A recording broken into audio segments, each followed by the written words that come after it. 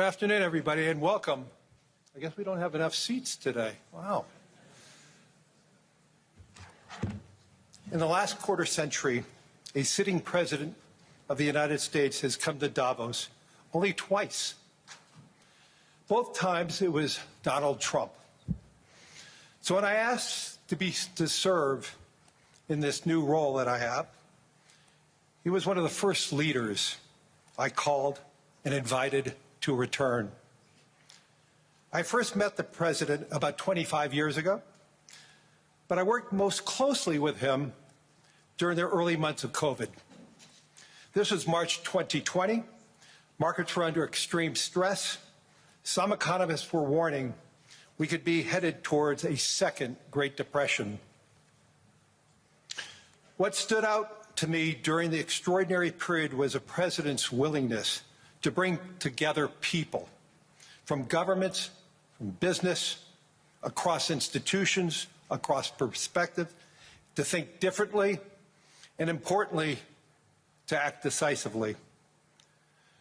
That instinct to act, especially in pivotal moments, is one reason I think he values the World Economic Forum. It is a unique institution that brings together the largest combination of government officials, business leaders, technology leaders, civil society and NGO leaders, anywhere in the world for a genuine dialogue, and particularly importantly this year. Thankfully, this group is meeting under better economic circumstances than during the pandemic, but once again, we're facing very serious different economic conditions around the world. One of the central challenges that is impacting me is how capitalism can benefit more, and how can we broaden our global economy for greater and greater participation. That is a question where the president has shown real leadership through investing in infrastructure, reducing barriers to growth, and initiatives like the Trump account, designed to give more Americans a direct stake in the growth of the U.S. economy. As he enters the second year of his second term, we are interested in hearing his plans for 2026 and beyond, and will no doubt create more and more conversation. And that's what the forum is about, a serious conversation in the spirit of dialogue. Discussions where the world is headed, where are we going, and these discussions would be incomplete without the President of the United States, the most important leader in the world. We appreciate him here, so let me introduce and welcome back to Davos the President of the United States, Donald J. Trump.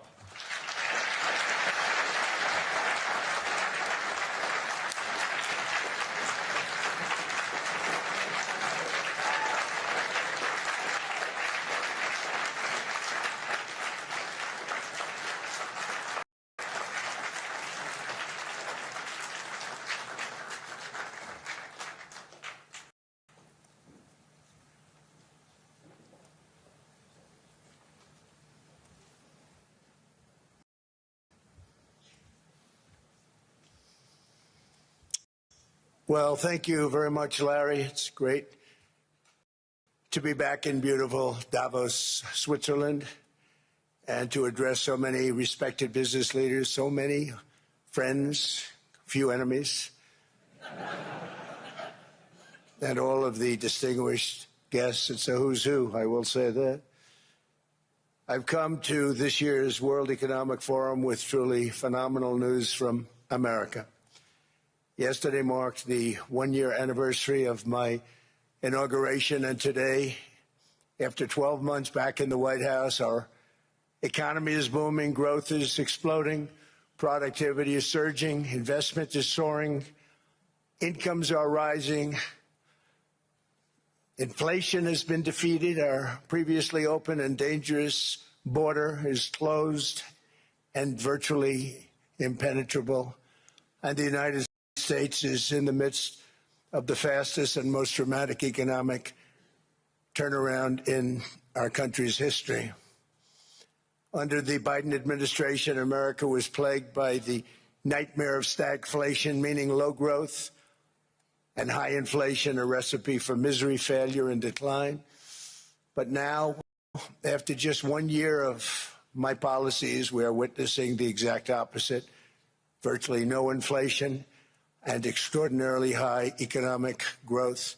Growth like I believe you'll see very shortly our country has never seen before, perhaps no country has ever seen before. Over the past 3 months, core inflation has been just 1.6%. Meanwhile, fourth quarter growth is projected to be 5.4%, far greater than anybody other than myself and a few others had predicted.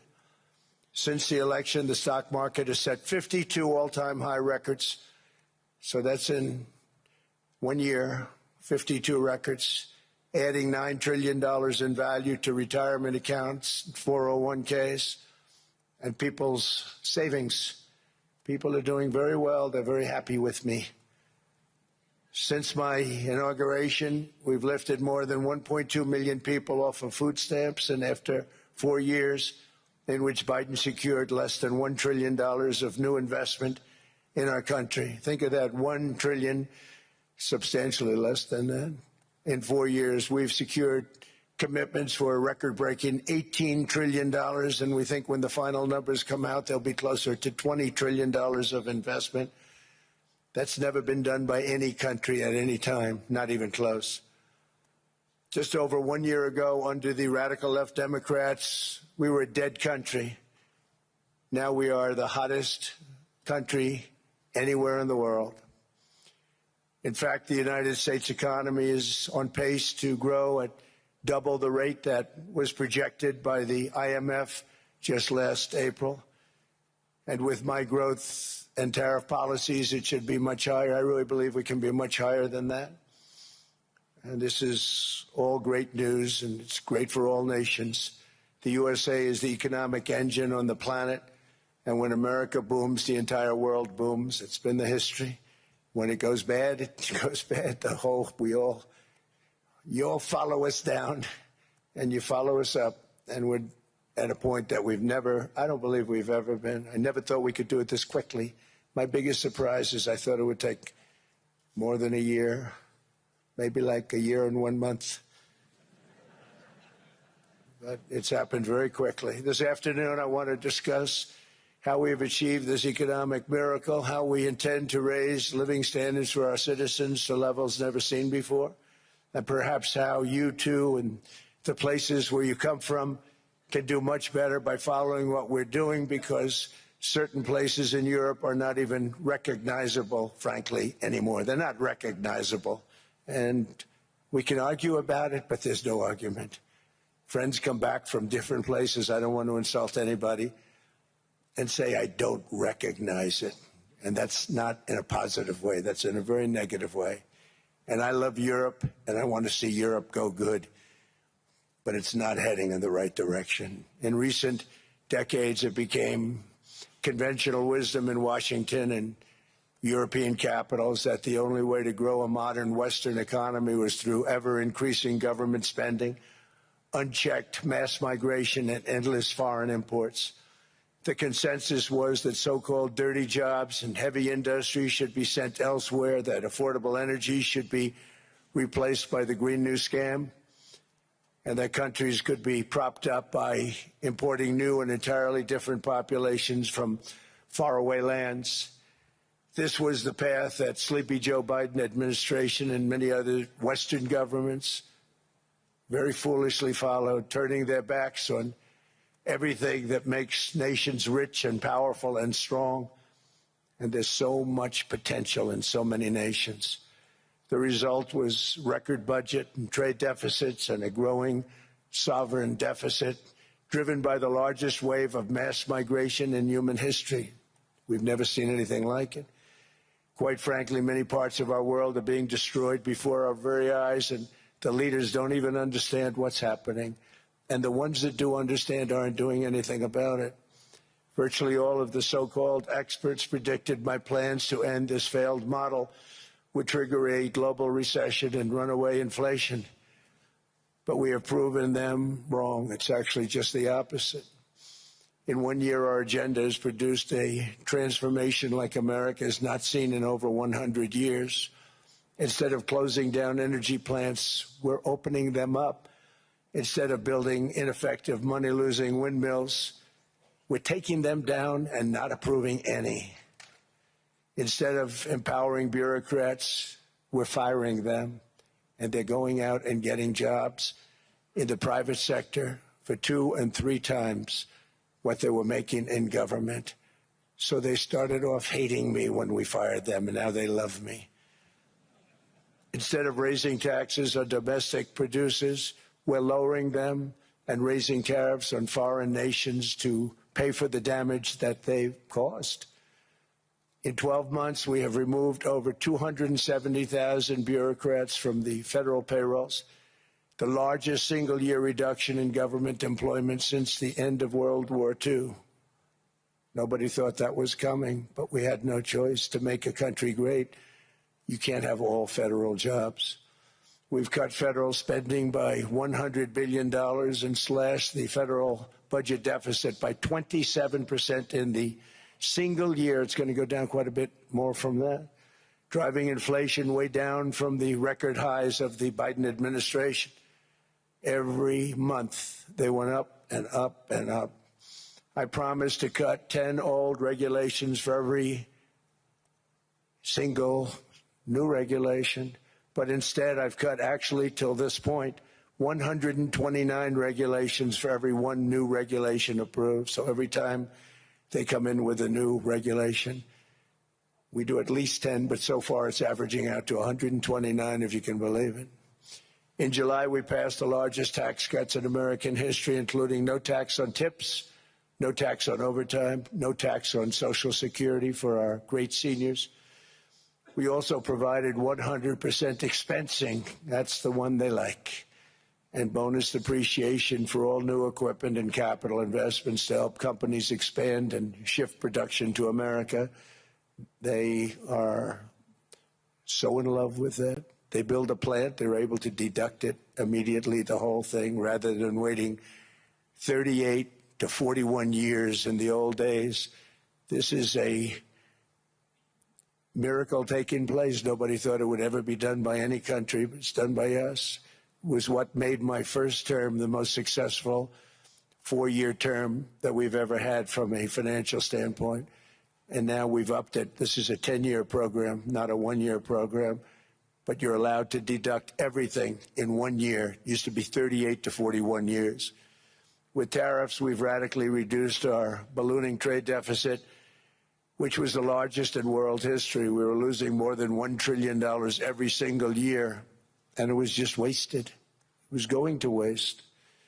But in 1 year, I slashed our monthly trade deficit by a staggering 77%, and all of this with no inflation. Something everyone said could not be done. There were a couple of brilliant people that actually thought I was doing the right thing. I thought I was doing the right thing. Now they all think I'm doing the right thing because they can't believe the numbers. American exports are now up by more than $150 billion. Domestic steel production is up by 300,000 tons a month, and it's doubling over the next 4 months. It's doubling and tripling, and we have steel plants being built all over the country. Nobody thought they'd see that. Factory construction is up by 41%, and that number is really going to skyrocket right now because that's during a process that they're putting in to get their approvals, and we've given very, very quick, fast approvals. In the process, we've made historic trade deals with partners covering 40% of all U.S. trade. Some of the greatest companies and countries in the world. We have countries as our partner, too. The European nations, Japan, South Korea. They're our partners. They've gone into massive deals with us, especially on oil and gas. And these agreements raise growth and cause stock markets to boom, not only in the U.S., but virtually every country that came to make a deal, because, as you've learned, when the United States goes up, you follow. It's really become a staple In America, I've stopped the nation-wrecking energy policies that drive up prices while sending jobs and factories to the world's worst polluters. They are indeed polluters. Under Sleepy Joe Biden, new domestic oil and gas leases fell by 95%. Think of that. And they wonder, why was gasoline going up so fast? The gasoline actually topped $5 a gallon, and some places $7 a gallon, and more than 100 major power plants were violently shut down by incompetent people that had no idea what the hell they were doing. Under my leadership, U.S. natural gas production is at an all-time high by far. U.S. oil production is up by 730,000 barrels a day, and last week we picked up 50 million barrels from Venezuela alone. Venezuela has been an amazing place for so many years, but then they went bad with their policies. 20 years ago, it was a great country, and now it's got problems, but we're helping them. And those 50 million barrels, we're going to be splitting up with them, and they'll be making more money. They've made it a long time. Venezuela is going to do fantastically well. We appreciate all of the cooperation we've been giving. We've been giving great cooperation. Once the attack ended, and they said, let's make a deal. More people should do that. But Venezuela is going to make more money in the next 6 months than they've made in the last 20 years. Every major oil company is coming in with us. It's amazing. It's a beautiful thing to see. The leadership of the country has been very good. They've been very, very smart. The price of gasoline is now below $2.50 a gallon in many states, $2.30 a gallon in most states. Then we'll soon be averaging less than $2 a gallon. In many places, it's already down even lower, $1.95 a gallon. Numerous states are at $1.99, numbers that nobody has heard for years. Actually, since my last administration, we got it down to around those numbers. I've signed an order directing and approval of many new nuclear reactors. We're going heavy into nuclear. I was not a big fan because I didn't like the risk, the danger. But they have the progress they've made with nuclear is unbelievable, and the safety progress they've made is incredible. We're very much into the world of nuclear energy, and we can have it now at good prices and very, very safe. And we're leading the world in AI by a lot. We're leading China by a lot. I think President Xi respects what we've done, in part because I've allowed these big companies building these massive buildings to build their own electric capacity. They're building their own power plants, which when added up is more than any country anywhere in the world is doing. I read recently an article in the Wall Street Journal that China's creating so much energy, and they are. I got to hand it to them. But we're creating as much or more, and we're letting them do that. I'm very proud of it. It was my idea. I said, you can't create this much energy. We needed more than double the energy currently in the country just to take care of the AI plants. And I said, we can't do that. We have an old grid system. And I came up with the idea, you know, you people are brilliant. You have a lot of money. Let's see what you can do. You can build your own electric generating plants. And they looked at me. They didn't believe me. All of the names that are, I think, in the room right now, if you want to know the truth, they didn't believe it. And I said, no, you can't. They came back 2 weeks and they didn't have the plant. They said, we thought you were kidding. I said, no, not only am I not kidding, you're going to have your approvals within 2 weeks. I always say nuclear will take 3 weeks. But most aren't going that. They're going oil and gas. They're even going coal in some cases. Because of my landslide election victory, the United States avoided the catastrophic energy collapse which befell every European nation that pursued the Green New Scam, perhaps the greatest hoax in history. The Green New Scam, windmills all over the place, destroy your land, destroy your land. Every time that goes around, you lose $1,000. You're supposed to make money with energy, not lose money. Here in Europe, we've seen the fate that the radical left tried to impose on America. They tried very hard.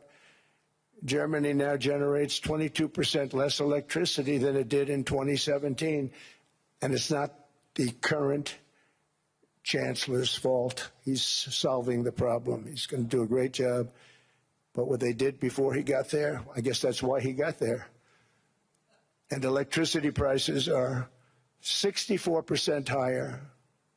The United Kingdom produces just 1/3 of the total energy from all sources that it did in 1999. Think of that, 1/3. And they're sitting on top of the North Sea, one of the greatest reserves anywhere in the world, but they don't use it. And that's one reason why their energy has reached catastrophically low levels with equally high prices. High prices, very low levels. Think of that, 1/3. And you're sitting on top of the North Sea. And they like to say, well, you know, that's depleted. It's not depleted. It's got 500 years. They haven't even found the oil. The North Sea is incredible. They don't let anybody drill. Environmentally, they don't let them drill. They make it impossible for the oil companies to go. They take 92% of the revenues. So the oil companies say, we can't do it. They came to see me. Is there anything you can do? I want Europe to do great. I want UK to do great. Sitting on one of the greatest energy sources in the world, and they don't use it. In fact, their electricity prices have soared 139%. There are windmills all over Europe. There are windmills all over the place, and they are losers. One thing I've noticed is that the more windmills a country has, the more money that country loses and the worse that country is doing. China makes almost all of the windmills, and yet I haven't been able to find any wind farms in China. Did you ever think of that? It's a good way of looking at it. They're smart. China is very smart. They make them, they sell them for a fortune. They sell them to the stupid people that buy them, but they don't use them themselves. They put up a couple of big wind farms, but they don't use them. They just put them up to show people what they could look like. They don't spin. They don't do anything. They use a thing called coal, mostly. But China goes with the coal. They go with oil and gas. They're starting to look at nuclear a little bit, and they're doing just fine. They make a fortune selling the windmills, though, and I think really that's one that they wouldn't be surprised if it stopped. They are shocked that it continues to go. They're very friendly with me. They're shocked that people continue to buy those damn things. They killed the birds. They ruin your landscapes. Other than that, I think they're fabulous, by the way. Stupid people buy them. The consequences of such destructive policies have been stark, including lower economic growth, lower standards of living, lower birth rates, more socially disruptive migration, more vulnerability to hostile foreign adversaries, and much, much smaller militaries. The United States cares greatly about the people of Europe. We really do. I mean, look, I am derived from Europe. Scotland and Germany, 100% Scotland, my mother, 100% German, my father. And we believe deeply in the bonds we share with Europe as a civilization. I want to see it do great. That's why issues like energy, trade, immigration, and economic growth must be central concerns to anyone who wants to see a strong and united West, because Europe and those countries have to do their thing. They have to get out of the culture that they've created over the last 10 years. It's horrible what they're doing to themselves. They're destroying themselves. These beautiful, beautiful places. We want strong allies, not seriously weakened ones. We want Europe to be strong. Ultimately, these are matters of national security, and perhaps no current issue makes the situation more clear than what's currently going on with Greenland. Would you like me to say a few words of Greenland? I was going to leave it out of the speech, but I think I would have been reviewed very negatively. I have tremendous respect for both the people of Greenland and the people of Denmark. Tremendous respect. but every NATO ally has an obligation to be able to defend their own territory. And the fact is, no nation or group of nations is in any position to be able to secure Greenland other than the United States. We're a great power, much greater than people even understand. I think they found that out 2 weeks ago in Venezuela. We saw this in World War II, when Denmark fell to Germany after just 6 hours of fighting and was totally unable to defend either itself or Greenland. So the United States was then compelled, we did it, we felt an obligation to do it, to send our own forces to hold the Greenland territory. And hold it we did, at great cost and expense. They didn't have a chance of getting on it, and they tried. Denmark knows that. We literally set up bases on Greenland for Denmark. We fought for Denmark. We weren't fighting for anyone else. We were fighting to save it for Denmark. Big, beautiful piece of ice. It's hard to call it land. It's a big piece of ice. But we saved Greenland and successfully prevented our enemies from gaining a foothold in our hemisphere. So we did it for ourselves also. And then after the war, which we won it big. Without us, right now you'd all be speaking German and a little Japanese, perhaps. After the war, we gave Greenland back to Denmark. How stupid were we to do that? But we did it. But we gave it back. But how ungrateful are they now? So now our country and the world face much greater risks than it did ever before because of missiles, because of nuclear, because of weapons of warfare that I can't even talk about. 2 weeks ago, they saw weapons that nobody ever heard of. They weren't able to fire one shot at us. They said, what happened? Everything was discombobulated. They said, we've got them in our sights. Press the trigger, and nothing happened. No anti-aircraft missiles went up. There was one that went up about 30 feet and crashed down right next to the people that sent it. They said, what the hell is going on? Those defensive systems were made by Russia and by China. So they're going to go back to the drawing boards, I guess. Greenland is a vast, almost entirely uninhabited and undeveloped territory. It's sitting undefended in a key strategic location between the United States, Russia, and China. That's exactly where it is, right smack in the middle. Wasn't important nearly when we gave it back. You know, when we gave it back, it wasn't the same as it is now. It's not important for any other reason, you know, everyone talks about the minerals. There's so many places. There's no rare earth, no such thing as rare earth. There's rare processing, but there's so much rare earth. And to get to this rare earth, you got to go through hundreds of feet of ice. That's not the reason we need it. We need it for strategic national security and international security. This enormous unsecured island is actually part of North America, on the northern frontier of the Western Hemisphere. That's our territory. It is therefore a core national security interest of the United States of America. And in fact, it's been our policy for hundreds of years to prevent outside threats from entering our hemisphere, and we've done it very successfully. We've never been stronger than we are now. That's why American presidents have sought to purchase Greenland for nearly 2 centuries. You know, for 2 centuries they've been trying to do it. They should have kept it after World War II, but they had a different president. That's all right. People think differently. Much more necessary now than it was at that time, however. In 2019, Denmark said that they would spend over $200 million to strengthen Greenland's defenses. But as you know, they spent less than 1% of that amount. 1%. There's no sign of Denmark there. And I say that with great respect for Denmark, whose people I love, whose leaders are very good. It's the United States alone that can protect this giant mass of land, this giant piece of ice, develop it and improve it and make it so that it's good for Europe and safe for Europe and good for us.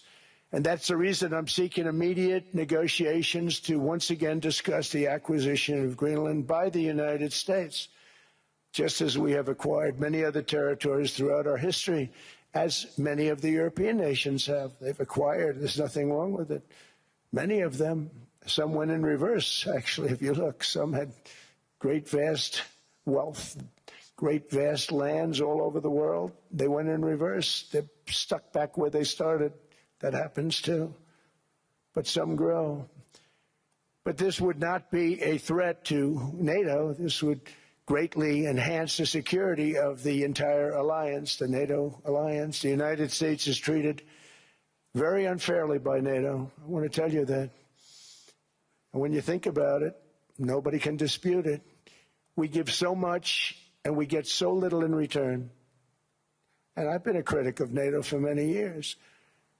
And yet I've done more to help NATO than any other president by far, than any other person.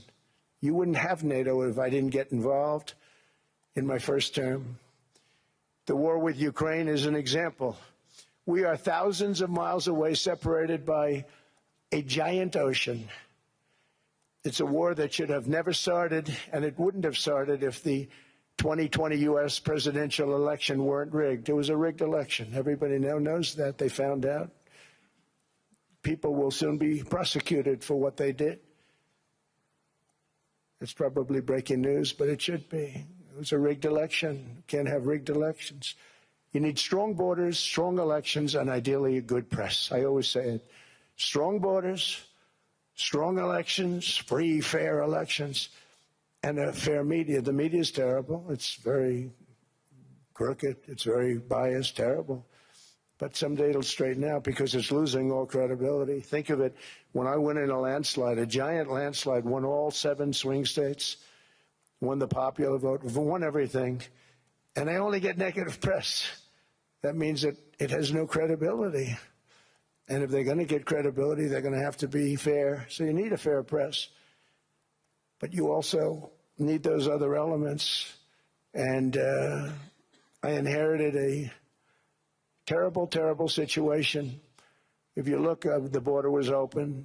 The inflation was raging. Everything was bad with the United States when I came into office.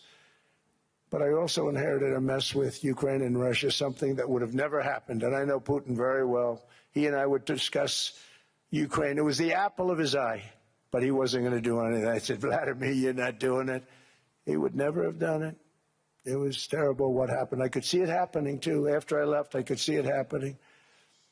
Biden had given Ukraine and NATO $350 billion, a staggering sum, $350 billion. I came in, and just like the southern border, just like inflation, just like our economy, I said, wow, this place is in trouble, meaning our country. All of these things were out of control. But the border was out of control. We fixed it with the strongest border anywhere in the world. And I've now been working on this war for 1 year, during which time I settled 8 other wars. India, Pakistan. I settled other wars that were Vladimir Putin called me, Armenia, Azerbaijan. He said, I can't believe you settled that one. They were going on for 35 years. I settled it in 1 day. And President Putin called me. He said, you know, I can't believe I've worked on that war for 10 years trying to settle it. I couldn't do it. I said, do me a favor, focus on settling your war. Don't worry about that one. What does the United States get out of all of this work, all of this money, other than death, destruction, and massive amounts of cash going to people who don't appreciate what we do? They don't appreciate what we do. I'm talking about NATO. I'm talking about Europe. They have to work on Ukraine. We don't. The United States is very far away. We have a big, beautiful ocean separating us. We have nothing to do with it. Until I came along, NATO was only supposed to pay 2% of GDP. But they weren't paying. Most of the countries weren't paying anything. The United States was paying for virtually 100% of NATO. And I got that stopped. I said, that's not fair. But then, more importantly, I got NATO to pay 5%, and now they were paying, and now they are paying. So something nobody said was possible. They said we will never go up higher than 2%. But they went to 5%, and now they're paying the 5. They didn't pay the 2, and now they're paying the 5. And they're stronger for it, and they have an excellent, by the way, Secretary General who's possibly in the room. Mark, are you here? Yes, he's here. Hello, Mark. We never asked for anything, and we never got anything. We probably won't get anything unless I decide to use excessive strength and force where we would be, frankly, unstoppable. But I won't do that. Okay? Now everyone's saying, oh, good. That's probably the biggest statement I made, because people thought I would use force. I don't have to use force. I don't want to use force. I won't use force. All the United States is asking for is a place called Greenland, where we already had it, as a trustee, but respectfully returned it back to Denmark not long ago after we defeated the Germans, the Japanese, the Italians, and others in World War II. We gave it back to them. We were a powerful force then, but we are a much more powerful force now. After I rebuilt the military in my first term and continue to do so today, we have a budget of $1.5 trillion. We're bringing back battleships. The battleship is 100 times more powerful than the great battleships you saw in World War II, those great, big, gorgeous ships, the Missouri, the Iowa, the Alabama. Because I thought maybe we could take them out of mothballs. They said, no, sir, these ships are 100, think of that, 100 times more powerful than those big, magnificent pieces of art that you saw so many times ago, that you still see on television. You say, wow, what a force. 100 times, each ship 100 times more powerful than the big battleships of the past. So that was the end of the mothball story. So what we have gotten out of NATO is nothing except to protect Europe from the Soviet Union and now Russia. I mean, we've helped them for so many years. We've never gotten anything, except we pay for NATO. And we paid for many years until I came along. We paid for, in my opinion, 100% of NATO because they weren't paying their bills. And all we're asking for is to get Greenland, including right title and ownership, because you need the ownership to defend it. You can't defend it on a lease. Number one, legally it's not defensible that way, totally. And number two, psychologically, who the hell wants to defend a license agreement or a lease, which is a large piece of ice in the middle of the ocean where if there is a war, much of the action will take place on that piece of ice. Think of it. Those missiles would be flying right over the center of that piece of ice. All we want from Denmark for national and international security and to keep our very energetic and dangerous potential enemies at bay is this land on which we're going to build the greatest golden dome ever built. We're building a golden dome that's going to, just by its very nature, going to be defending Canada. Canada gets a lot of freebies from us, by the way. They should be grateful also, but they're not. I watched your Prime Minister yesterday. He wasn't so grateful. But they should be grateful to us. Canada lives because of the United States. Remember that, Mark, the next time you make your statements.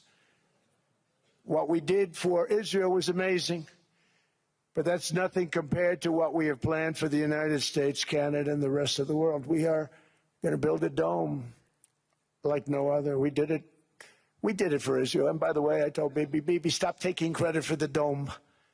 That's our technology. That's our stuff. But they had a lot of courage, and they were good fighters, and they did a good job, and we wiped out the Iran nuclear threat like nobody can believe. Nobody's ever seen anything like it. That, Venezuela, taking down Soleimani, wiping out al-Baghdadi when he tried to reinstitute ISIS. We did a lot. I did a lot of big things. all perfectly executed. Everyone was perfectly executed. Somebody told me that, a military expert told me, sir, everything you've done has been perfectly executed. I said, I know. So other presidents have spent, whether foolishly or not, trillions and trillions of dollars on NATO and gotten absolutely nothing in return. We've never asked for anything. It's always a one-way street. Now they want us to help them with Ukraine. And let me say, we're going to. I'm really helping, not even them. I want to see, last week, if you saw, it was 10,000 soldiers, but last month it was 31,000 soldiers died. 31,000. That's this room times, the number of people in this room times 30. Think of it. 30,000 soldiers died in 1 month. The month before it was 27,000. The month before that it was 28,000. The month before that it was 25,000. It's a bloodbath over there. And that's what I want to stop. It doesn't help the United States, but these are souls. These are young people. Look like you, look like some of you right in the front row. They go to war. Their parents are so proud. Oh, there he goes, comes back. 2 weeks later, they get a call, your son's head's been blown off. I want to stop it. It's a horrible war. It's the worst since World War II. They keep going, they'll exceed World War II. The numbers are staggering, how many people they've lost. They don't want to talk about it. Ukraine and Russia lost just tremendous amounts. And I'm dealing with President Putin, and he wants to make a deal, I believe. I'm dealing with President Zelensky, and I think he wants to make a deal. I'm meeting him today. He might be in the audience right now. But they got to get that war stopped because too many people are dying, needlessly dying. Too many souls are being lost. It's the only reason I'm interested in doing it. But in doing it, I'm helping Europe, I'm helping NATO, and I've until the last few days when I told them about Iceland, they loved me. They called me daddy, right, last time. A very smart man said, he's our daddy. He's running it. I was like running it. I went from running it to being a terrible human being. But now what I'm asking for is a piece of ice, cold and poorly located, that can play a vital role in world peace and world protection. It's a very small ask compared to what we have given them for many, many decades. But the problem with NATO is that we'll be there for them 100%. But I'm not sure that they'd be there for us. If we gave them the call, gentlemen, we are being attacked. We're under attack by such and such a nation.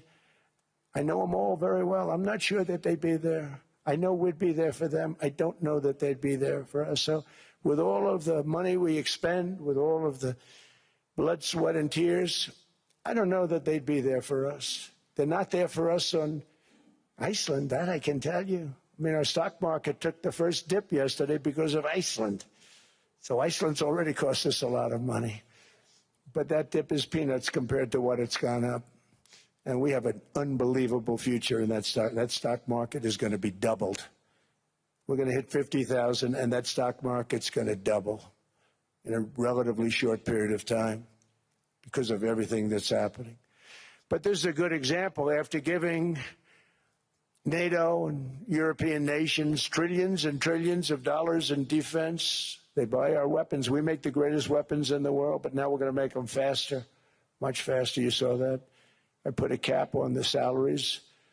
Then I put no buybacks, no stock buybacks, no various other things that they were doing.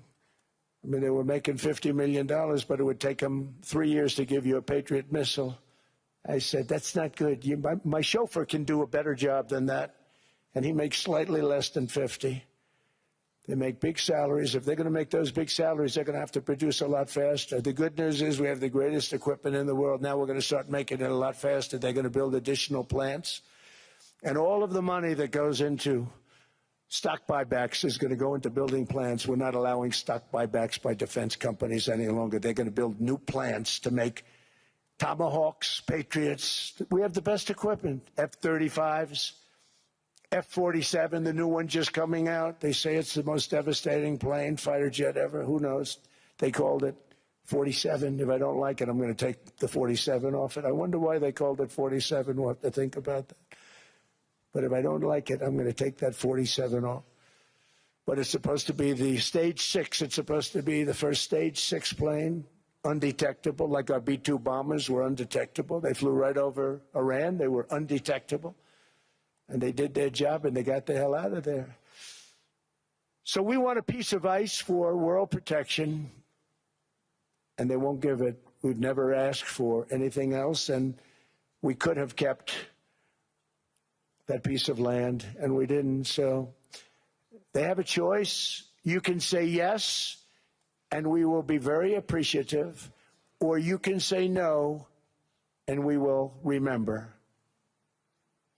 A strong and secure America means a strong NATO, and that's one reason why I'm working every day to ensure our military is very powerful, our borders are very strong, and above all, our economy is strong because national security requires economic security and economic prosperity, and we have the greatest that we've ever had. Biden and his allies destroyed our economy and gave us perhaps the worst inflation in American history. They say 48 years, I say forever, but I think 48 years is the equivalent to forever. Whether it's 48 years or ever, it's terrible, costing the typical family $33,000. What they did to this country should never, ever be forgotten. It's early, but he has to be rated as the worst president we've ever had by far. The auto pen did much of the damage. The auto pen, he was the auto pen president, because I don't believe a sane president would have ever signed the kind of things that he signed. But now grocery prices, energy prices, airfares, mortgage rates, rent, and car payments are all coming down, and they're coming down fast. We inherited a mess, but we've done a hell of a job in 12 months.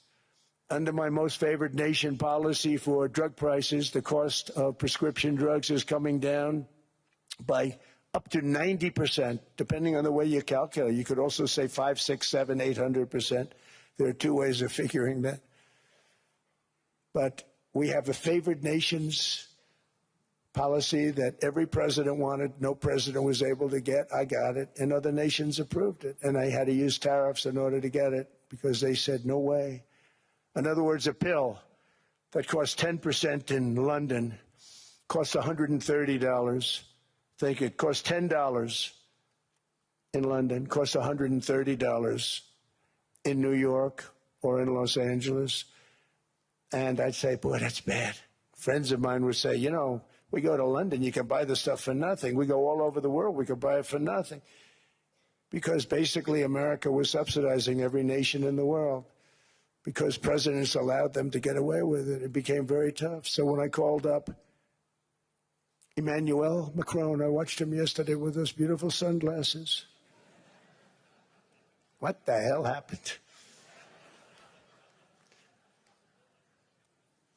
But I watched him sort of be tough. But he was at $10 for a pill. And I said, Emmanuel, and I have all the big pharmaceutical companies are in total agreement. It wasn't easy, by the way. They're tough, smart. They've been getting away with this scam for a long time. But they gave it up. But they said, you'll never get the countries to approve it. I said, why is that? Because they won't. They always said, we're not paying any more. Get the rest for the United States. So over the years, they stayed the same. We just went up, up, up. And I mean, we would pay 13, 14, 15 times more than certain countries would. So I said, no, they'll approve it 100%. Sir, you'll never get them to approve it. I said, I guarantee you. But I actually started with Emmanuel, who probably is in the room too. And I like him. I actually like him. Hard to believe, isn't it? And I said, Emmanuel, you're going to have to lift the price of that pill to $20, maybe $30. Think of that. That means it's a doubling of prescription drugs. Might be a tripling, might be a quadrupling. It's not easy. No, no, no, Donald, I will not do that. I said, yes, you will, 100%. He said, no, no, no. You're asking me to double. I said, Emmanuel, you've been taking advantage of the United States for 30 years with prescription drugs. You really should do it, and you will do it. I have no doubt. In fact, I am 100% sure you're going to. No, no, no, I will not do it. Because, yes, in all fairness to him, he has to double or triple. Because the world being a bigger place than the United States, it's not that you meet in the middle. You just have to go up some, and we come down a lot. They go up a little, we come down a lot. So we're at $130, they're at 10. So they may have to go to 20 or 30. No more than that. I said, Emmanuel, you're going to be doubling or tripling? No, no, no. I said, here's the story, Emmanuel. The answer is you're going to do it. You're going to do it fast. And if you don't, I'm putting a 25% tariff on everything that you sell into the United States and a 100% tariff on your wines and champagnes. And that's about 10 times more than what I'm requesting. And you're going to do it. I don't want to go public with it, but you may make me do that. No, no, Donald, I will do it. I will do it. It took me, on average, 3 minutes a country, saying the same thing. You will do it. They all said, no, no, no, I will not do it. You're asking me to double the cost of prescription. I said, that's right, because you've been screwing us for 30 years. And they said, we will not do it. I said, that's all right. On Monday morning, we're putting a 25, 30, 50. I gave different numbers for different countries. This is also national security we're talking about. Not fair. We're not going to subsidize the whole world. And every one of those countries have agreed to do it. So one of the biggest things that I've done is the fact that we have now most favored nation. We will pay whatever the lowest price is in the entire world. So our drug prices are going to be coming down by staggering 90%. Again, you could say 1,000%, 2,000%. Depends on the way you want to figure it, but we'll go with the way the fake news likes it better because it sounds, can you imagine a 90% reduction sounds much worse. But drug prices are going to be coming down tremendously in all the nations, and I appreciate them doing it, but they did it. In all fairness, without tariffs, I wouldn't have been able to get it done. After declining $3,000 under Biden, real incomes are up in the United States by $2,000, $3,000, and even $5,000 and more. Home ownership has always been a symbol of health and vigor of American society, but that goal fell out of reach for millions and millions of people in the Biden era because interest rates went up so high. Today, I'm taking action to bring back this bedrock of the American dream. In recent years, Wall Street giants and institutional investment firms, many of you are here, many of you are good friends of mine, many of you are supporters. Sorry to do this, Joe, I'm so sorry. But you've driven up housing prices by purchasing hundreds of thousands of single-family homes, and it's been a great investment for them. Often as much as 10% of houses on the market. You know, the crazy thing is a person can't get depreciation on a house, but when a corporation buys it, they get depreciation. Okay, that's something we're going to have to think about, too. I don't know if too many people think about that.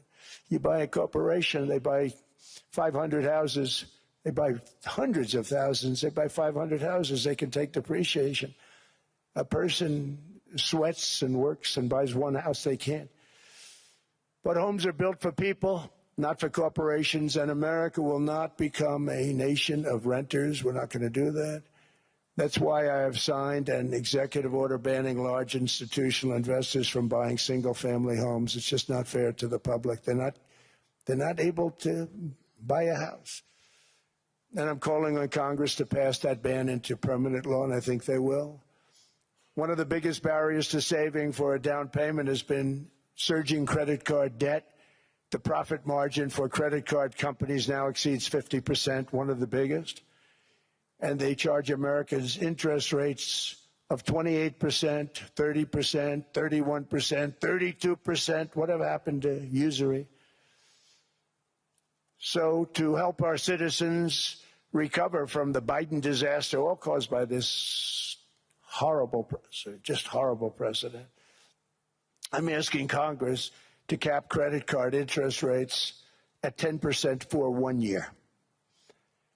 and this will help millions of Americans save for a home. They have no idea they're paying 28%. They go out there a little late in their payment, and they end up losing their house. It's terrible.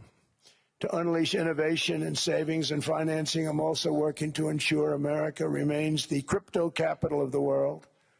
And to that end, last year I signed the landmark Genius Act into law. Now Congress is working very hard on crypto market structure legislation, Bitcoin, all of them, which I hope to sign very soon, unlocking new pathways for Americans to reach financial freedom. And I did it for two reasons. Number one, I thought it was politically good, and it was. I got tremendous political support. But more importantly, China wanted that market too. It's just like they want the AI. And we've got that market, I think, pretty well locked up. If I didn't do it, Biden was totally against it until before the election, when they realized that, there were millions of people voting against him over crypto. And all of a sudden, they loved it very much, but it was too late. They blew it. But it is politically popular, but it's much more importantly, we have to make it so that China doesn't get the hold of it. And once they have that hold, we're not going to be able to get it back. So I'm honored to have done it. Finally, I've instructed government-backed institutions to purchase up to $200 billion in mortgage bonds to bring down interest rates. And I'll be announcing a new Fed chairman in the not-too-distant future. I think he'll do a very good job. See, I gave away some of it. He did give that away. So we have something, got something, but somebody that's very respected. They're all respected. They're all great. Everyone that I interviewed is great. Everyone could do, I think, a fantastic job. Problem is they change once they get the job. They do. They're saying everything I want to hear, and then they get the job. They're locked in for 6 years. They get the job, and all of a sudden, let's raise rates a little bit. I call them, sir, we'd rather not talk about this. It's amazing how people change once they have the job. It's too bad. Sort of disloyalty, but they got to do what they think is right. We have a terrible chairman right now, Jerome Too Late Powell. He's always too late. And he's very late with interest rates, except before the election. He was just fine for the other side. So we're going to have somebody that's great, and we hope he does the right job. Last week, the average 30-year mortgage rate dropped below 6% for the first time in many years. Another major factor in driving up housing costs was the mass invasion of our borders. And I have to say one thing about housing, because nobody ever says this. I am very protective of people that already own a house, of which we have millions and millions and millions. And because we have had such a good run, the house values have gone up tremendously. And these people have become wealthy. They weren't wealthy. They become wealthy because of their house. And every time you make it more and more and more affordable for somebody to buy a house cheaply, you're actually hurting the value of those houses, obviously, because the one thing works in tandem with the other. And I don't want to do anything that's going to hurt the value of people that own a house, who for the first time in their lives are walking around the streets of whatever city they're in, very proud that their house is worth $500,000, $600,000, $700,000. Now, if I want to really crush the housing market, I could do that so fast, and people could buy houses, but you would destroy a lot of people that already have houses. In some cases, they've mortgaged their house, and the mortgage would be very low, and all of a sudden the mortgage without any changes becomes very high, and they end up losing the house. I'm not going to hurt, and I speak with Scott, who's doing a fantastic job, and Howard, who's doing a fantastic job, and all of my people. And I always say, look, I can crush the hell out of the market. We can drop interest rates to a level, and that's one thing we do want to do. That's natural. That's good for everybody. The dropping of the interest rates, we should be paying a much lower interest rate than we are. We should be paying the lowest interest rate of any country in the world, because without the United States, you don't have a country. I mean, I had a case with Switzerland. We happened to be in Switzerland. Maybe I'll give you a quick story. But they were paying nothing. They make beautiful watches, great watches, Rolex, all of them. They were paying nothing to the United States when they sent their product in. And we had a $41 billion deficit, $41 billion with this beautiful place. Flew over it, isn't it nice? So I said, let's put a 30% tariff on them so that we get back some of it, not all of it at all. We still have a deficit, big deficit. We have 41 million. That's a big deficit. And I said, let's put a tariff on. Different tariffs, different places. You're all party to them. In some cases, victims to them. But in the end, it's a fair thing. And most of you realize that. But we put a 30% tariff on Switzerland, and all hell broke loose. They were calling, I mean, like you wouldn't believe. And I know so many people from Switzerland, incredible place, incredible, brilliant place. But I didn't realize that they're only good because of us. And there's so many other examples. I mean, us, probably other places, but a majority of the money they make is because of us, because we never charged them anything. So they come in, they sell their watches, no tariffs, no nothing. They walk away, they make $41 billion on just us.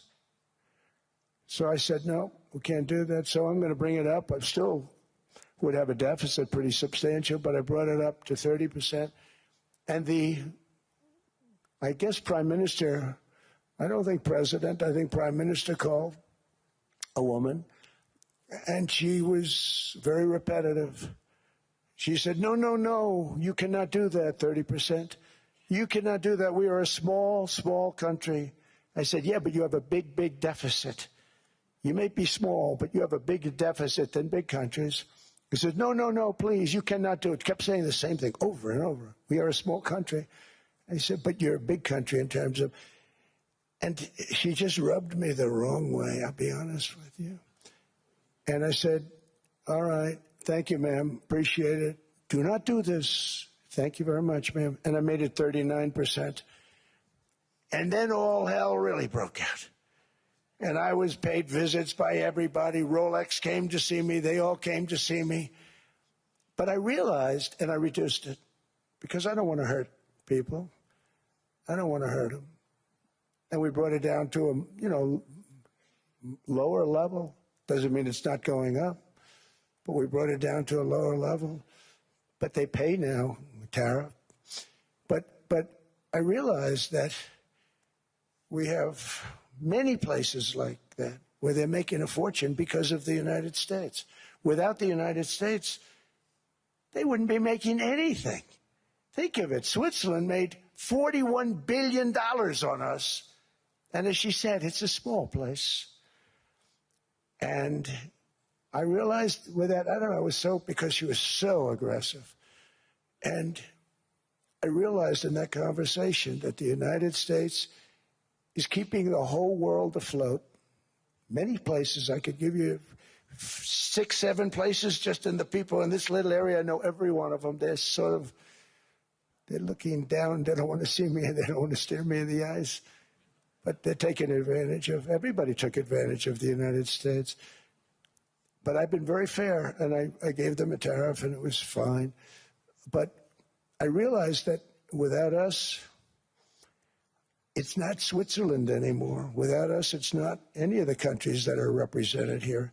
And we want to work with the countries. We want to work with them. We're not looking to destroy them. I could have said 39, 40%. I could have said I want a 70% tariff, then we make money with Switzerland.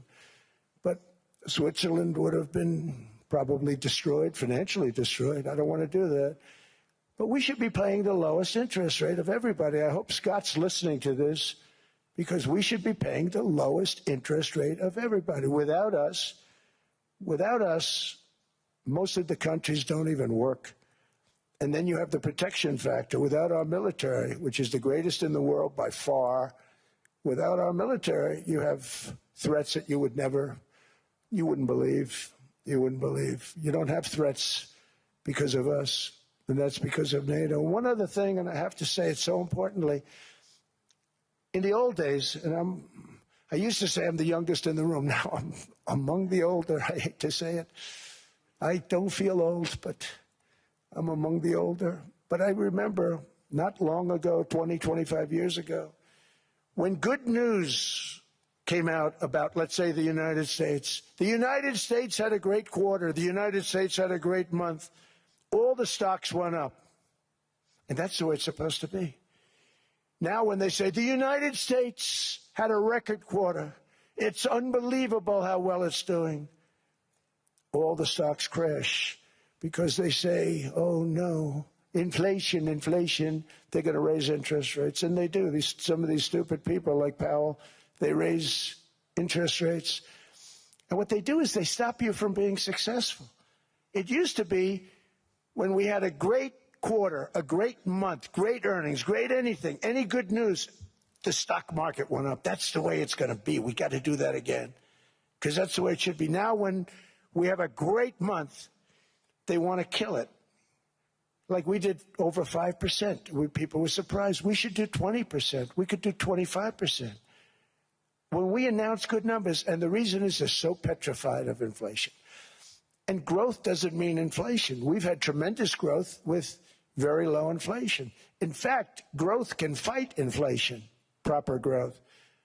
So we want to get back to the days when we announce great numbers because we're going to be announcing phenomenal. You know, all these factories that are being built at record, thousands of businesses are being built right now. Remember, $18 trillion is invested. I think the second number is 3. And that was China many years ago. Investments in the country from outside.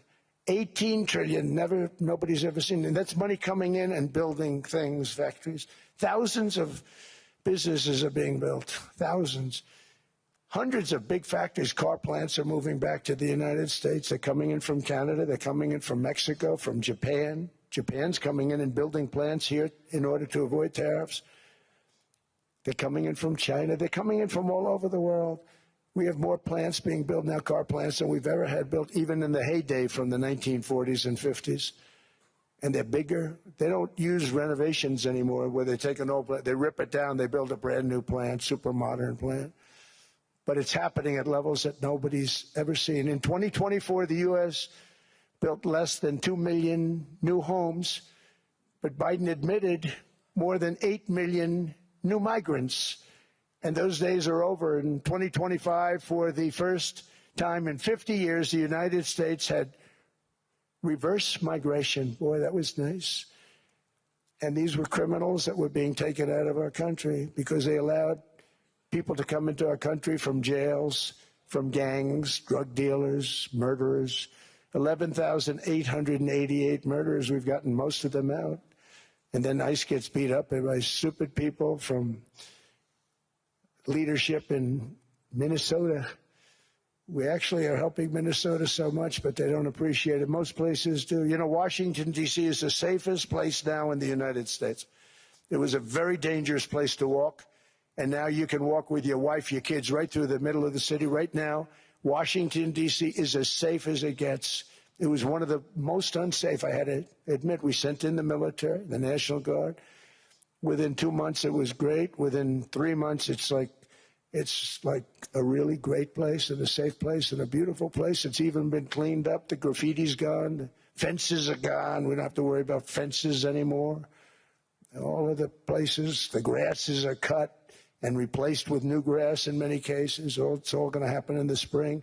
But Washington and D.C. is beautiful again, and it's safe. New restaurants are opening up. They were all closing. Now you can't get into a restaurant. Restaurants in Washington, D.C. are all opening. Memphis also, Memphis, Tennessee, New Orleans, Louisiana. We were there for 3 weeks. We've cut the crime down by 64%. Within another month, we'll have virtually no crime there. We can do that all over. We're going to help the people in California. We want to have no crime. I know Gavin was here. I used to get along so great with Gavin when I was president. Gavin's a good guy. And we're going to, if he needed it, I would do it in a heartbeat. I'd love to see. We did help them a lot in Los Angeles, a lot with the early in my term when they had some problems. But we would love to do it. I will say this, if I were a Democrat governor or whatever, I would call up Trump. I'd say, come on in, make us look good. Because we're cutting crime down to nothing.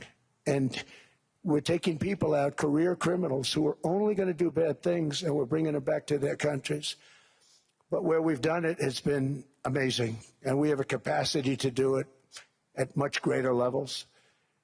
We're cutting illegal aliens off welfare and other government benefits, and I have directed that starting immediately, there will be no more payments to sanctuary cities because they are really just sanctuaries for criminals. They're really protecting criminals, and those are the ones we have to get out of the country: murderers, drug dealers, the mentally insane. They emptied their mental institutions into the United States.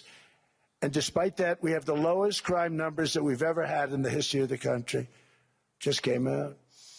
But equally importantly, we're cracking down on more than $19 billion in fraud that was stolen by Somalian bandits. Can you believe that Somalia? They turned out to be higher IQ than we thought.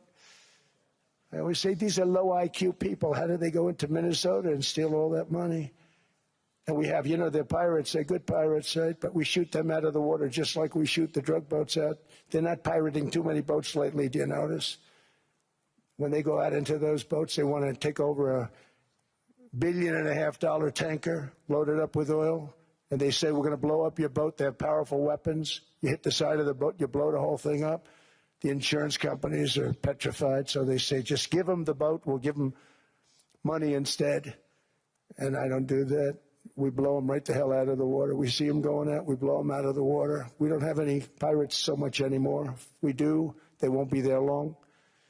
We've cut down with the hitting of the boats that are loaded up with drugs, including submarines. Can you believe they actually buy small, they call mini subs, very fast. They're meant for drugs. We've knocked out 2 of them. The Democrats say they were fishing. You have ruined somebody's fishing weekend, I would say. A submarine is not a fishing boat. You don't fish. But we've knocked down drugs by water, the oceans, the sea, by 97.2%. Think of that. And I actually say, who the hell are the 3%? Because I would not want to be piloting one of those boats. We knocked them down, and now we're going to start on land. We're going to knock it all out. The land is the easy part. What we did on sea is incredible, and that's our great military. The situation in Minnesota reminds us that the West cannot mass import foreign cultures which have failed to ever build a successful society of their own. I mean, we're taking people from Somalia, and Somalia is a failed, it's not a nation. Got no government, got no police, got no military, got no nothing. And then we have this fake congressperson who they just reported is worth $30 million. You believe this? Ilhan Omar, talking about the Constitution that provides me. She comes from a country that's not a country, and she's telling us how to run America. Not going to get away with it much longer, let me tell you. The explosion of prosperity and conclusion and progress that built the West did not come from our tax codes. It ultimately came from our very special culture. This is the precious inheritance that America and Europe have in common. We share it. We share it, but we have to keep it strong. We have to become stronger, more successful, and more prosperous than ever. We have to defend that culture and rediscover the spirit that lifted the West from the depths of the Dark Ages to the pinnacle of human achievement. We live in an incredible, changing period. It's an unbelievable time, but we have to take advantage of the time that we're in. In our hands are technologies that our ancestors could scarcely have. I mean, they couldn't have even dreamt some of the things that we see today. And so rapidly they're produced. I mean, AI, 2 years ago, nobody ever heard of the term, and now everybody's talking about it. And it can have some very good purpose. It could also have some dangerous purpose, and for that we have to watch out. But some tremendous things are happening because of it. And we're leading by so much. We're doing so well. But opportunities that are bigger and grander than ever before in human history are right before us. It is the pioneers in this room. Many of you in this room are true pioneers. You're truly brilliant people. Just your ability to get a ticket is brilliant because you have about 50 people for every seat. I don't know what. That's Larry. Everything Larry touches turns to gold. He made this very successful. But you're in this room, And some of you are the greatest leaders anywhere in the world. You're the greatest brains anywhere in the world. And the future is unlimited, and to a large part because of you. And we have to protect you, and we have to cherish you. I always say we have to cherish our brilliant people because there aren't many of them. So together with confidence, boldness, and persistence, let us lift up our people, grow our economies, defend our shared destiny, and build a future for our citizens that is more ambitious, more exciting, more inspiring, and greater than the world has ever seen. We're in a position to do things that nobody else has ever even thought of before. And many of the people in this room are the ones that are doing it, and I want to congratulate you, and I'm with you all the way. You can do things that nobody else can even think about. So I congratulate you on your tremendous success. And the United States is back, bigger, stronger, better than ever before. And I'll see you around. Thank you all very much. Thank you very much.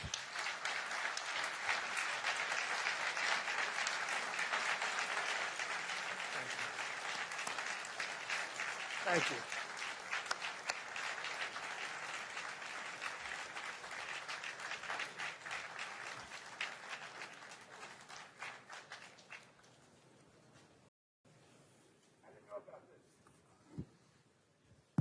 This was supposed to be a nice fire chat, Mr. President. Yes, good. I got set up now.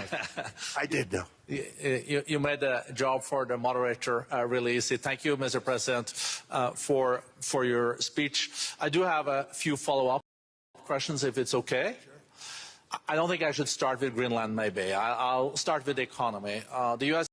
economy is doing really, really well. But how to sustain this growth moving forward? Because there's always a recession looming around the corner.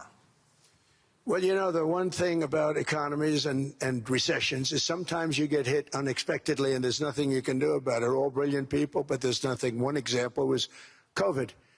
We had an economy going at levels like nobody had ever seen my first 2.5, 3 years.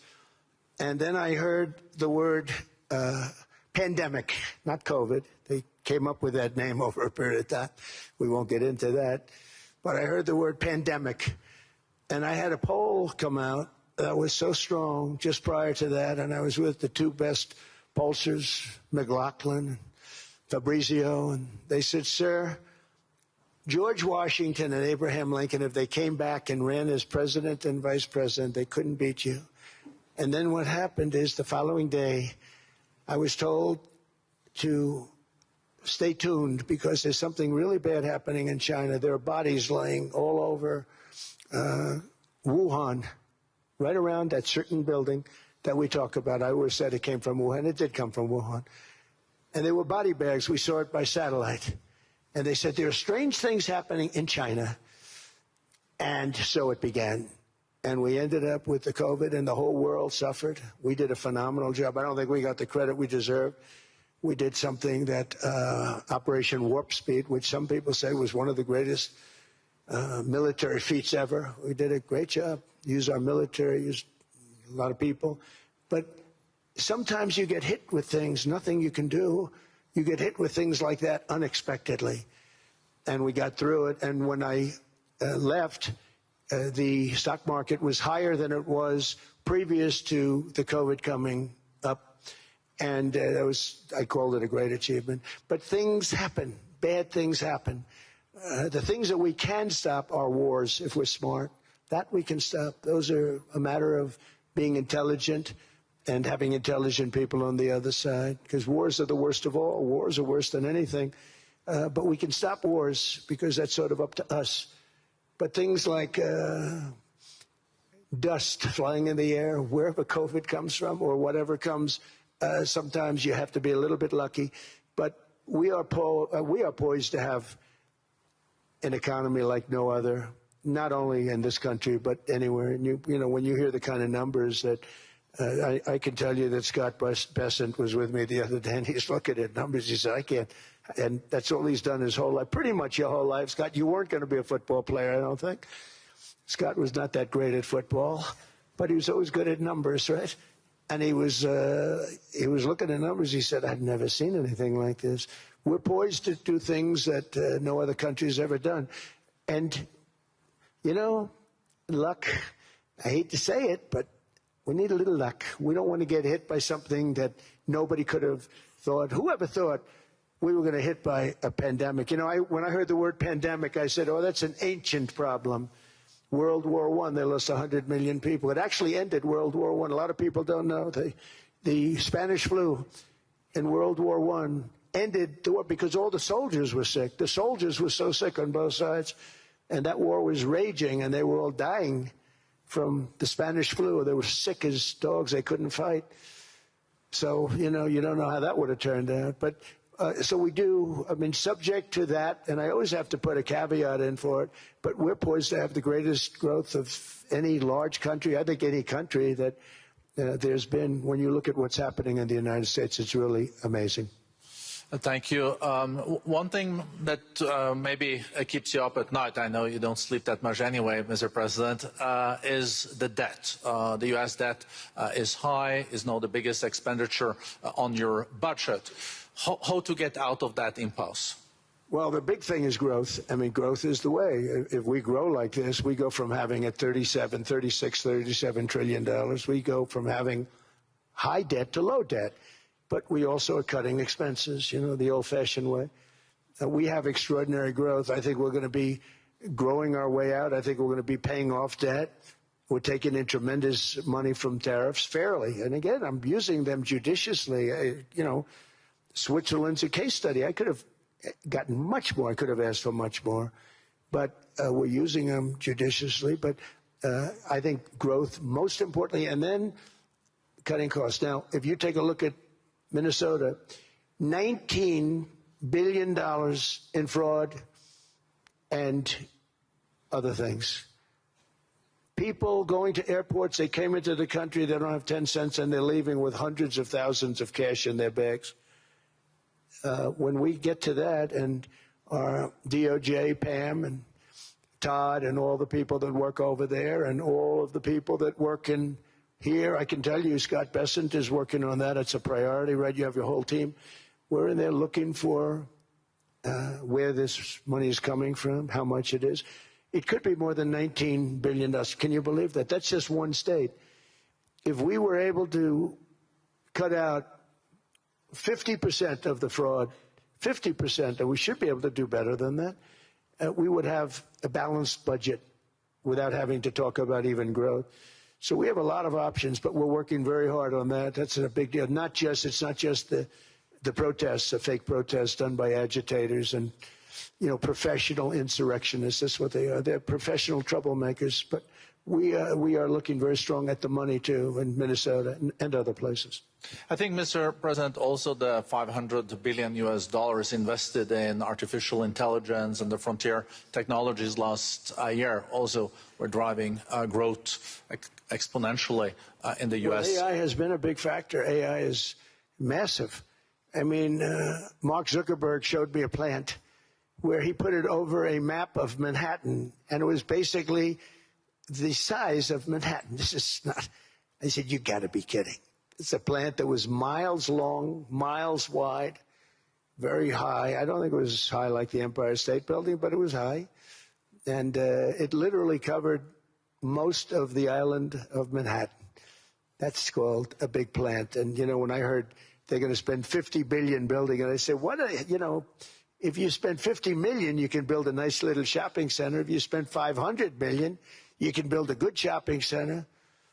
But how do you spend $50 billion? When I looked at this thing, I said, you think you'll be able to do it for that? It's amazing when, you know, some of the plants that I see, and I see them all. And again, so big as we're letting them build their own electric generation. This way we have no problem. And otherwise they'd be complaining. There'd be nobody able to, you know, we have an old grid system. And not only that, they're going to sell at a very cheap price the excess electricity that they create back into our grid. So that'll solve some problems for certain states that don't have enough electricity. We also know that on the AI, there is fierce competition between the U.S. as the largest economy in the world 27% of the global GDP and 5% of the global population, not doing that badly, and China. And we know that that competition is very tough on AI. I know you're heading to a state visit to China in April. How do you see the U.S.-China relationship moving forward? Are you able to combine this tough competition with also collaboration? So I've always had a very good relationship with President Xi and with President Putin. Talk about, you know, the larger powers. But I've always had a very good relationship with President Xi of China. He's an incredible man. What he's done is amazing. He's highly respected by everybody. And I do now. I mean, now I have good. It was very severely interrupted by COVID. I used to call it the China virus, but he said, "Do you think you could use a different name?" And I decided to do that because why should we have a problem over that? But I would do that, and they were. You're a true diplomat, huh? I became a diplomat for the first time. Well, you know who taught me that? Marco Rubio. He said, "Let me teach you about diplomacy." Hey, any guy that gets approved by 100% of the votes, think of it. He got liberal Democrats and radical right Republicans to approve him. He's the only one. The next one was like lost 45 votes, right? But he got all 100 votes voting for him. And at first I wasn't happy about it. I said, wait a minute, I don't like that. And now it turns out that the Democrats probably wish they didn't do that. And Marco has been fantastic. Marco, stand up, please. You have done a great job as Secretary of State. He's going to go down as the best Secretary of State. And Scott, and we have Susie, who's the first female Chief of Staff, and she's the best Chief of Staff, too. And I see Howard Lutnick, who I know spoke. And Howard's fantastic. Some of the deals we're doing are great. And I want to pay particular attention because we have Chris. And Chris, you got up and spoke, I think. He's the #1 oil man in the world because I was going to put Doug Burgum, who's fantastic. I don't know if Doug's here. Is Doug here? Doug Burgum is fantastic. He said, "Sir, there's one man better than me." And he introduced me to Chris. And he turns out to be. So we're drilling more oil and gas now than we ever have by almost double. Is that right, Chris? And on top of it, we get a lot coming out of Venezuela. So anyway, so we're doing great. The country is just doing great. We have great people. Thank you. And I see other people. We have Steve Witkoff. We have Jared. I got so many people. I'm in trouble because when I go back, they're going to be people with long faces. Sir, you didn't introduce me. I got so many people. And we have a lot of the greatest people anywhere in the world. I know them all. So I won't continue because we'd be here all day. Thank you, Mr. President. We also know that you're a deal maker, and then maybe coming back to Greenland and Ukraine. What kind of deal in the end do you see between the U.S. And Denmark? Because, you know, I guess you see it now as a negotiation going on, or? Well, it's costing Denmark hundreds of millions a year to run it. And Denmark's a small country and wonderful people. But, you know, it's very expensive. It's a very big piece of ice. And it's very important. I mean, I don't want to repeat the speech, but it's very important that we use that for national and international security. That can create a power that will make it impossible for the bad guys to do anything against the perceived good ones. And it's a great block for Europe, just like, you know, Denmark was supposed to spend hundreds of millions of dollars. They didn't spend the money. They didn't spend anything, almost. And we'll see what happens. I just say this. NATO has treated the United States of America very unfairly. We never asked for anything. We never got anything. We actually took care of the needs of NATO for years and years, which I felt was always unfair. So I got NATO to pay because they're rich countries. But I think it's time that NATO step up. We're helping them with Ukraine. Without us, I think Putin would have gone all the way. I think we have it. I think there could have been a World War III, if you want to know the truth. If Kamala was elected, or Joe, any one of those, you know, those thinkers, I think you could have ended up in World War III. And I will say Steve Witkoff has been dealing incredibly with But we're not going to have World War III. We want to get it stopped, but we're not going to have World War III. I think if I wasn't elected, I think that could have evolved into World War III. It was a very, very bad situation, and it still is, but it's not that kind of bad. It's bad because so many young people are being killed. How close do you think there is on an agreement on Ukraine? I had the pleasure of speaking with Steve Witkoff and Jared Kushner yesterday. I know they're working hard on it. I know that they're also traveling now. Do you see this very close or still? Well, I hate to say it. I thought that was going to be so. I settled 8 wars plus. And I thought that was going to be one of my easier ones. Not the easiest. Some I settled in a matter of hours because I'm good at that stuff. You know, the United Nations should be doing this. I shouldn't be doing it, but it doesn't matter. It's got to get done, saving a lot of lives. We're saving millions of lives. With Ukraine, Russia, there's tremendous hatred between President Zelensky and President Putin. That's not good. That's not good for settlements. We know from dealing. There's abnormal hatred. With that being said, I think Russia wants to make a deal. I think Ukraine wants to make a deal. And we're going to try getting a deal done. We're getting, I think, Steve, I think I can say that we're reasonably close. But what happens is oftentimes we'll have a deal with Russia. Russia's set, and President Zelensky will not do it. You saw that when he was in the Oval Office. I was not happy. And then we'll have President Zelensky who wants to make a deal, and Putin doesn't want to make the deal. It's a very difficult balance, and it's big time, and it is, you know, to use a word, it's a bloodbath. It's horrible what's happening. It's a drone war. The drones are killing, you know, thousands of people a week, thousands. We have to get it stopped. So I believe they're at a point now. I'm going to meet with President Zelensky later today. I believe they're at a point now where they can come together and get a deal done. And if they don't, they're stupid. That goes for both of them. And I know they're not stupid. But if they don't get this done, they are stupid. So I don't want to insult anyone, but you got to get this deal done. Too many people are dying. It's not worth it. President Sisi is sitting on the first row here. He spoke earlier today and also complimented you on the Gaza deal. I think there will be a signing tomorrow. Of course, there are different views on this.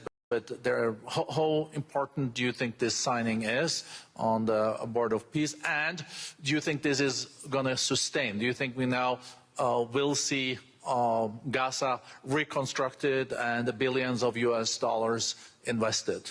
I do. I mean, I think we have peace in the Middle East. There are some little situations like Hamas, and Hamas has agreed to give up their weapons. Now, you know, they were born with a weapon in their hand, so it's not easy to do. When they were born with a rifle in their hand. It's not an easy thing for them, but that's what they agreed to. They've got to do it. And we're going to know, Jared, over the next 2 or 3 days, certainly over the next 3 weeks, whether or not they're going to do it. If they don't do it, they'll be blown away very quickly. They'll be blown away. You know, we have 59 countries that are part of that whole peace deal. And some of those countries aren't even they're near the Middle East, but they're not in the Middle East traditionally. And they want to come in and take out Hamas. They want to come in. They want to do whatever they can. There's a problem with Hezbollah in Lebanon, and we'll see what happens there. But that's a problem. But there are these little flames, but there's peace in the Middle East. Now, had we not gone in and knocked out with those big, beautiful, we just ordered 25 brand new ones, the latest and the greatest, the B-2 bomber. Think of them, they went in there at 2 o'clock in the morning with no moon, no light, no nothing, and every single one of those massive bombs hit its target, 100,000-pound bombs hit its target, every one of them. And then on top of it, from a submarine 300 miles away, we hit the sites with Tomahawks, which is an unbelievable weapon. So, you know, we did our job. If we didn't do that, you would have never had peace in the Middle East. And the countries like Saudi Arabia, UAE, and Qatar could never have, and others could never have signed anything because you would have had this dark cloud, and the dark cloud was Iran with nuclear. Iran would, if we didn't take them out, they would have had a nuclear weapon within 2 months. They were very close to having the nuclear weapon, and we hit them hard. And it was a total obliteration. If they may try again, but they're going to have to try from a different area because that area was obliterated. Incredible thing we did, and because we did that, we were able to make peace. If we didn't do that, I would say, Jared and Steve, if we didn't do that, there was no chance of making peace because the countries I just named and other countries could have never signed off. They were afraid. They were afraid. We had a bully. The bully was Iran, the bully of the Middle East. They used to call it for years. They were the bully of the Middle East. They're not the bully of the Middle East anymore. Mr. President, I know you even had to change a plane last night, so I guess you didn't have much sleep, but I think you're... But your energy is still there. I know you have several bilateral meetings. I know you're also hosting a reception. So thank you so much for coming back to Davos. Thank you so much. It's highly appreciated. Well, thank you very much. Thank you, everybody, very much. Thank you. Thank you.